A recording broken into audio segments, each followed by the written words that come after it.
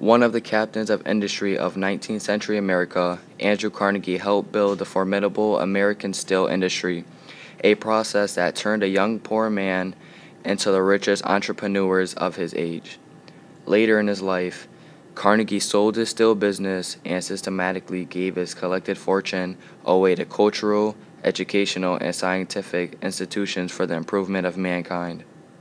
Fond of saying that the man who dies rich dies disgraced, Carnegie then turned his attention to giving away his fortune.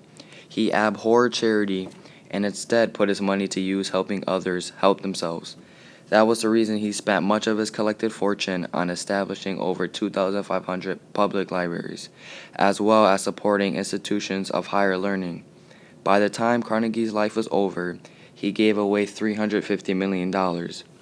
This supports he's a captain of industry because all the hard work money he made, he ended up donating a lot to help others out. John D. Rockefeller was the head of the Standard Oil Company and one of the world's richest men. He used his fortune to fund ongoing philanthropic causes. This shows he was a captain of industry because he used his fortunes for good causes. John D. Rockefeller's money helped pay for the creation of the University of Chicago, to which he gave more than $80 million before his death.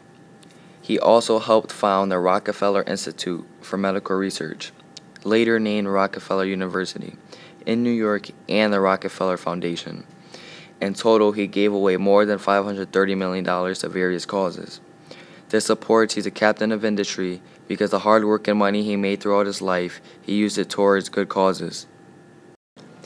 It was widely believed that gold would bribe politicians and judges, and was thereby able to skirt whatever laws might have curtailed his unethical practices. This shows he would bribe judges so he wouldn't get in trouble, showing the epitome of being a robber baron. Gold was ruthless at using techniques such as cornering a stock, by which he could drive prices up and ruin speculators who were short on the stock, betting the price would go down.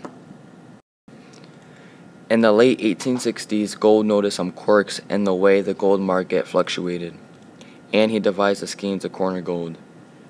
The intricate scheme would allow Gold to essentially control the gold supply in America, which would mean he could influence the entire national economy. This supports it by showing he's a robber baron because he used schemes to corner gold and influence gold supply, which means he would have control over the whole economy when it comes to gold. After the war, J. Pierpont Morgan set out to corner the nation's financial markets. When the Panic of 1873 rocked the nation's economy, Morgan protected himself wisely and emerged in the aftermath as the king of American finance. This supports he's a robber baron because he set out to corner nation's financial markets and became the king of American finance, which gave him way too much control over the economy. This picture clearly demonstrates that J. Pierpont Morgan had too much power over the economy. J. Pierpont Morgan's Northern Securities Railroad Company was deemed illegal under federal antitrust law, the first such action by the national government. He was investigated by Congress for his control of the financial markets. This supports my topic by showing he's a robber baron because of his overpowering control of financial markets. The picture above clearly demonstrates that he has enough power and he's still seeking for more. Henry Ford created the Ford Model T car in 1908 and went on to develop the assembly line mode of production, which revolutionized the industry.